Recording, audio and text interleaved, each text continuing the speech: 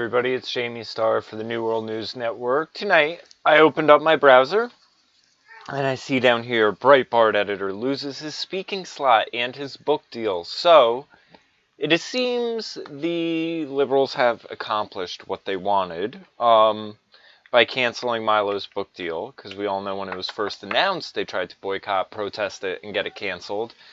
And they seem to have cost him his CPAC role as well. And once I open the link and it says Milo Yiannopoulos' pedophilia comments cost him CPAC role and book deal, I realized immediately what this was. And these are not new comments of his, these are old comments of his. And let me just say, as a general statement, it bothers me when, if you're going to identify a certain political ideology, whether it be,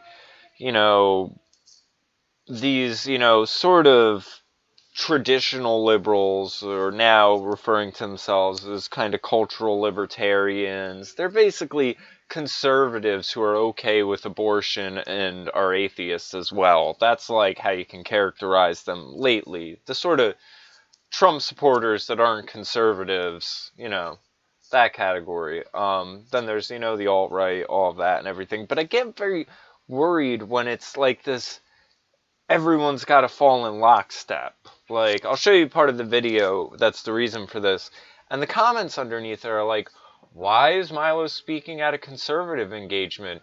He isn't a real conservative. And I don't think he's ever really called himself a conservative. Maybe a Republican. I think everyone knows he's not an actual conservative. But it's sort of just like this no true Scotsman fallacy type thing, where it's like, oh, this person's this, but are they really this? I don't think it needs to go that deep.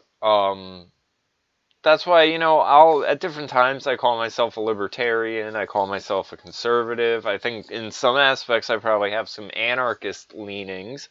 And in a lot of ways I agree with, personal individual liberals, so I could be a liberal or an old school. And I think that's, that's called being balanced, actually, if you can see positives in each, but a lot of those positives, they all have some overlap as well.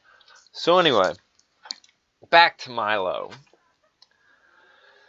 Milo, the provocateur and Breitbart news editor, was under pressure on several fronts Monday after the publication of a video in which he condones sexual relations with boys as young as 13 and laughs off the seriousness of pedophilia by Roman Catholic priests. So, again, Milo has spoken about this. He spoke about his own personal relationships with a priest. He often jokes about it. And I don't think he's condoning it or anything of the sort. I think what he's doing... Hold on one second as I let my dog in. I think what he's doing is he's talking about... we live in this culture where we teach sex education to kids. MTV and other forms of media are fucking hypersexualized.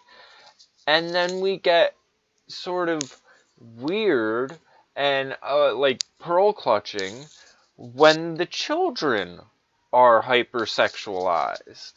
I mean, it's so odd to me, I lost my virginity at 15. I know people who have lost it younger. I know people who were, as kids fooling around with each other and their friends and all sorts of perverted shit because you're in a perverted culture and then it's brought to you at school, these are the parts, this is what they do, this is what they're used for. It's so, it's,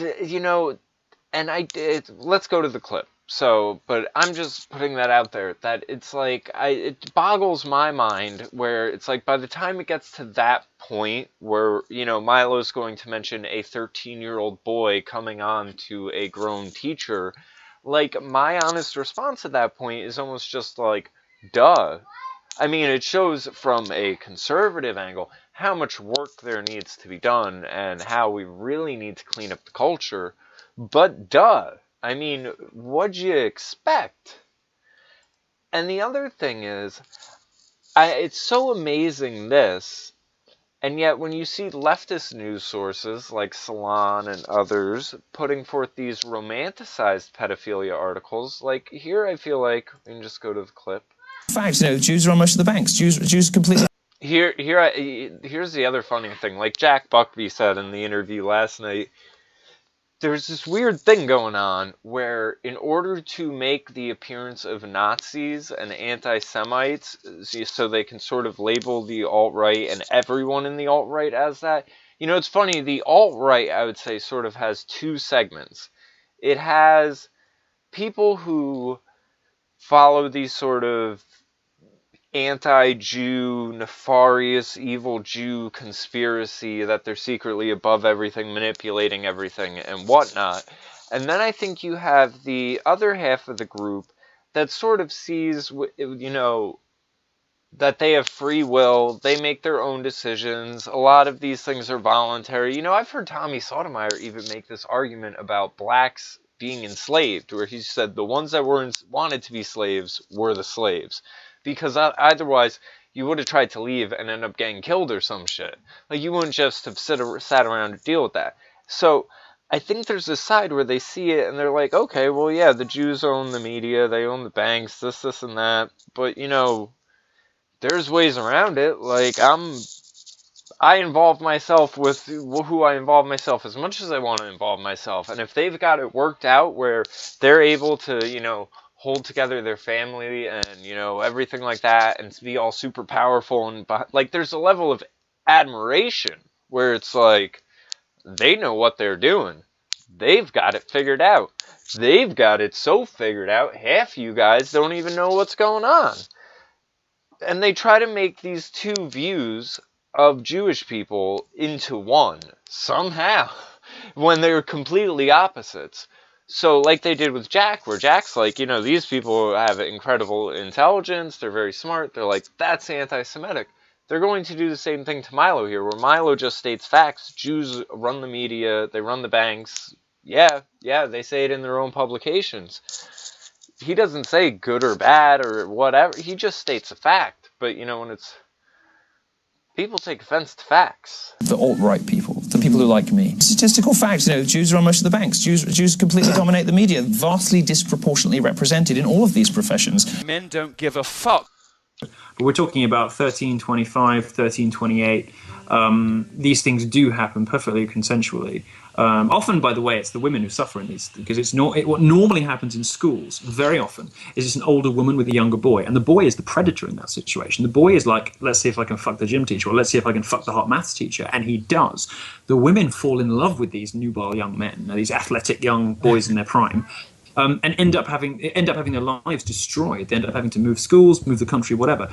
The point about all this stuff is we get hung up on abuse. This is a controversial point of view I accept, but we get hung up on this this sort of child abuse stuff. And to the point where we're heavily policing even relationships between consenting adults, sort of grad students and professors at universities. This arbitrary and oppressive idea of consent, which totally destroys, the understanding that many of us have of the complexities and subtleties and complicated nature of many relationships. People are messy and complex, and actually in the homosexual world particularly, some of those relationships between younger boys and older men, the sort of coming of age relationships, the relationships in which those older men help those young boys to discover who they are and give them security and safety and provide them with love and a reliable and sort of a rock where they can't speak to their parents. Some of those relationships are some of the most molestation to me. It sounds like, well, you know what? It sounds like Catholic priest molestation to me. And you know what? I'm grateful for Father Michael. I wouldn't give nearly such good head if it wasn't for him. Now, first off, I don't really believe that this is his actual CPAC introduction video. I think this is them just mashing together clips to make it look bad. That's what other people down here have said. But it did seem to, cause issues with him being at CPAC. He is making a joke about, his own personal relationship. And again, he's speaking in general. And again, I don't think he's saying anything crazy just because I don't personally want to feel like a hypocrite. There was a point where I was 21 dating a girl who was 17. We broke up for a bit, and then that was my fiance for several years. When we were together when we were older, to the point where, I was in my later mid-20s, and she was 21. So, so things do get messy. Again, I was sexually active, young. It's... So I think there needs to be a line, and like he says in his defense, pedophilia is the attraction to a child, small child. And there's things in the UN about giving sexual rights to children and saying that they're sexual in nature because they're a person, and it's meant for rationalizing, not being able to have female genital mutilation. I don't know if it's applicable to male circumcision, which I know is a controversial issue. The female one, that's what it's rationalized as, but they say, the way the law works is it can also be interpreted different ways, and it can be interpreted so that kids can consent at any point. Liberals have pushed this all the time. That's why I feel like this is and that was an old interview. I've seen that interview a while ago. I forget who it's with. But you can tell that this is meant to sort of cause infighting. That's what they're trying to accomplish. And I know with myself, in sort of the interview with Jack yesterday, in identifying Milo and Paul as Jack did as these speed bump conservatives, where they're sort of slowing down the tide, but they're not offering anything real great to replace it yet. And I say yet because, I see it as constructive criticism, because even as, I said at the end of the interview, well, Jack, next time we should talk about what we can do moving forward so that we don't end up this way ourselves, as just attacking and pointing at the problems rather than actual solutions. But so we see the organizers of the Conservative Political Action Conference rescinded their invitation for him to speak later this week. Simon and Schuster said it was canceling publication of his latest book, Dangerous, and there were calls online for Breitbart to sever ties with him. Again, because this is old, I don't know why this is such a big deal, but I guess people were unaware of it. And this is a problem with political correctness. I don't know if I'd say in this case, but a problem with political correctness in general is the changing and the shifting of the goalpost and what's offensive one day and what is the other. And this idea that we are then going to look back into people's catalogs and be like, oh, well, 2 years ago you said this, and if we kind of cut it with one and cut it with the other and, mix and match it so it's in this context, well, now you're then in the wrong, and we're going to fuck up your financial future. I do think Milo should just, release the book independently, crowdfund it or something. I don't know when it was going to come out. I wonder if it's already printed. I don't know if he could sort of crowdfund buying out the amounts that are printed and just sort of giving them out in a publicity stunt of some sort. But I'm sure that's not going to stop the book. In fact, I'm sure it's just going to make it bigger, because you see what happened with Joy Villa. And I'm going to try to get a copy or buy a copy of her album, I Bring the Static, and I'm gonna do a review of it. I did check out some of it. She reminds me a lot of Garbage from the 90s. Not like Garbage music, Garbage the band, Shirley Manson, that sort of, I think it was Butch Vig producing it, that sort of production style, some of the vocal effects, a little bit Madonna-ish, I would say, but very good. Sort of got a bohemian vibe on some of it. So anyway, the episode, which unraveled quickly online over the weekend, put many conservatives in a deeply uncomfortable position. They have long defended Mr. Yiannopoulos' attention-seeking stunts and racially charged antics on the grounds that the left had tried to hypocritically censor his right to free speech. See, but endorsing pedophilia, which I don't think he was at any point, because at all points he was giving, perspectives, like this age and this age, this age and this age, and they are ages where they're like right at the bounds of what society deems wrong. And when he's saying the thing, people are complex, people are messy, things like that. Again, I was sexually mature in my mid-teens. I know people who were sexually active in early teens. In the hood, by the time someone's had their first period, there's a pregnant chick in class. So, I mean, maybe that's why, to me, it's just like, yeah, kids are having sex. Like, I don't think adults should be predators. That's the one aspect where I see what Milo is saying exactly about the one kid and trying to bag the teacher, and you fucking see it in headlines all the time. Like, I really want to, but I really shouldn't.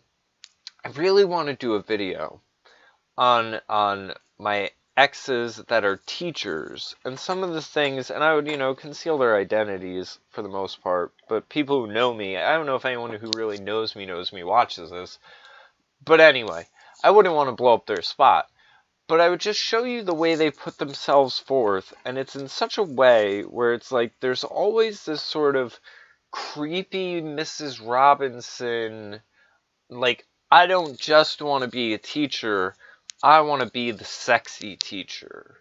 Like, they know they're good looking.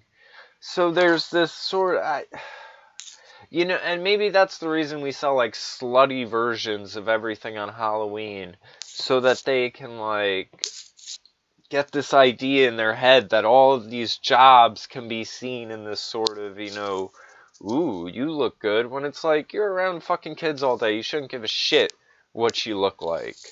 I'm telling you, it's weird. Imagine going with one of these girls when they're buying clothes for this shit, and then they use fake names online, and then they put these things up online like, sex saved my life or some shit like that, while they're using fake names because they know they're no good.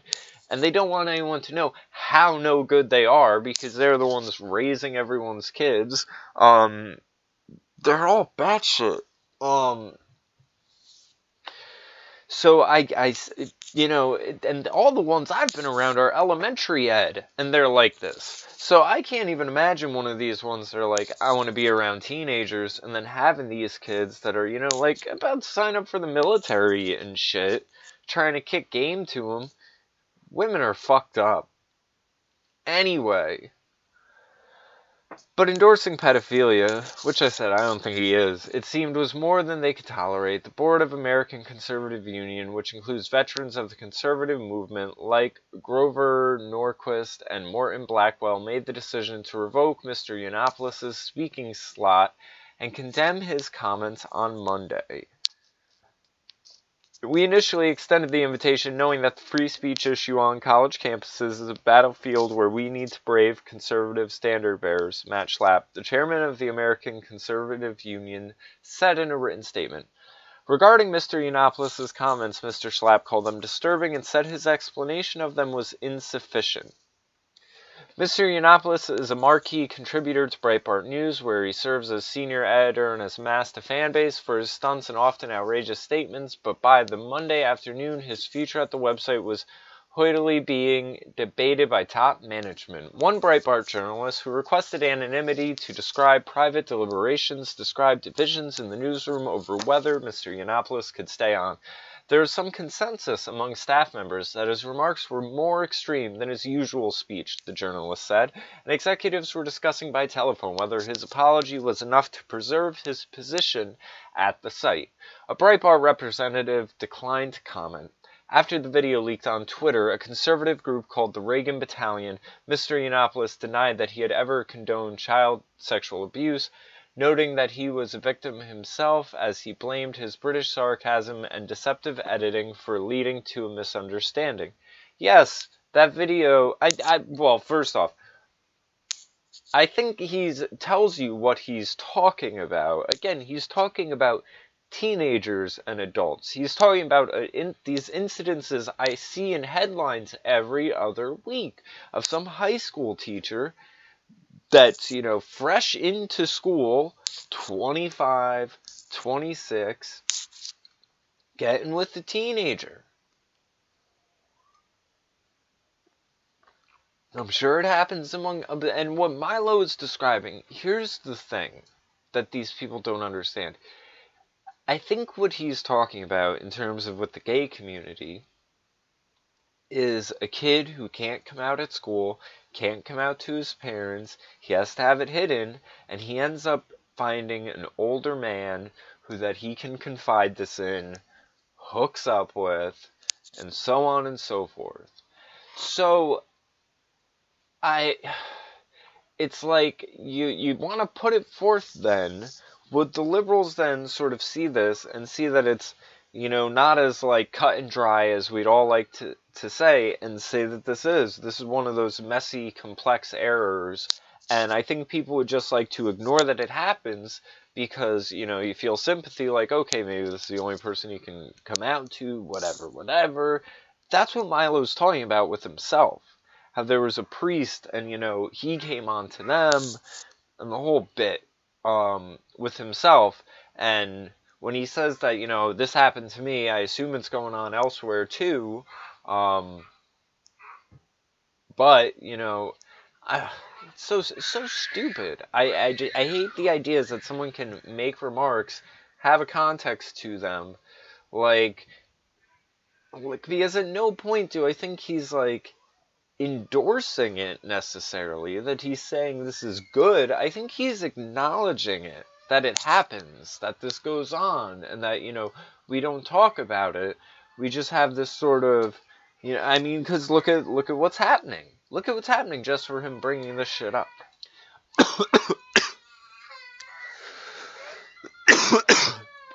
Sorry, but in the tape, the fast-talking postmissist is clear that he has no problem with older men abusing children as young as 13, which he then conflates with relationships between older and younger gay men who are of consenting age. Is that when he was just naming off the age? I think they're conflating the beginning when he was naming the ages and talking about teacher, student, women, and then talking about it also goes on with gay people. No, you're misunderstanding what pedophile means, Mr. Yiannopoulos says on the tape, in which he is talking to radio hosts in a video chat. Pedophilia is not the sexual attraction to somebody 13 years old who is sexually mature. Pedophilia is attraction to children who have not reached puberty. He adds, dismissing the fact that 13-year-olds are children. The notion of consent, he says, is arbitrary and oppressive. Conservatives reacted with near unanimous disgust at the comments. Some expressed bewilderment that conference organizers would extend an invitation to Mr. Yiannopoulos in the first place, given his history of statements that have been offensive to blacks, Muslims, and generally push the bounds of decency. Twitter has banned him. I love how there's this, it's like an appeal to authority, where they just name off all of this stuff. This person who's from this place, who represents this person and these people, and they all say he's bad, and Twitter says he's bad, and this one says he's bad, and they say he's bad.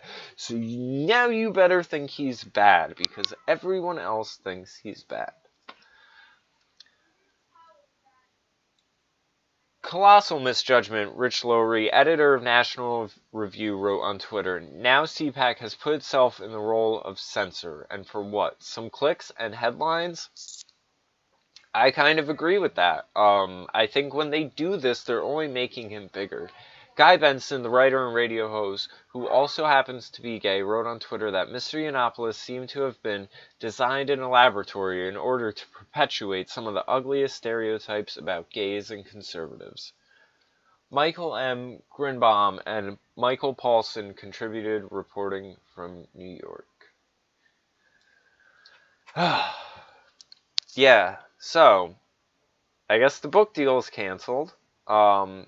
tried to get him gone from Breitbart. And I don't know if they don't know what's going on, but they don't understand the internet or how things work, or that you can do things on your own. You know, I feel like these people, part of the reason why they write the way they write is because it always appeals to them. It's like I say about the racial narcissist. They will call everyone else a racist and assume everyone else is making all of their judgments solely based on something like race, because that's what they do. This appeal to, oh, well, this person from this place and this one from that one and Twitter and these people and everyone's cutting their ties is because that's how they think. There's a sort of herd mentality. Like I said in the beginning, Milo is Milo. This idea, David Duke endorsed Donald Trump, therefore Trump must endorse David Duke. If you like Milo, you must agree with everything Milo says. Everything becomes a cult of conformity in this sort of way. Again, I had seen Milo say that. Milo's talking about shit that happened to him, shit that happens to people. Is it good? Is it bad? Like he said, it's messy. Shit happens. You gotta deal with each thing as it comes. This uniformity shit is not for me. But it seems they've accomplished this, so it'll be interesting to see what happens with the book and all the pre-orders, and I wonder if those people are going to get refunded, or if this company is going to pull some shady shit. I really wonder what's going to go on with the book, and I guarantee you it's just going to be bigger, and I can't, I don't know why there's not an article about Salon or any of these other places or any of this other shit. I feel like the bar for anyone, and they can say he's not a real conservative. Well, if you're even slightly right-leaning, the bar for you is up here. Like, you can't even just talk about things happening or, anything. You can't even men and women, two genders. You could say something like that and they'll go through the roof and it'll be headlines all day long. The other side of the aisle, they can be saying whatever they want. Anything goes.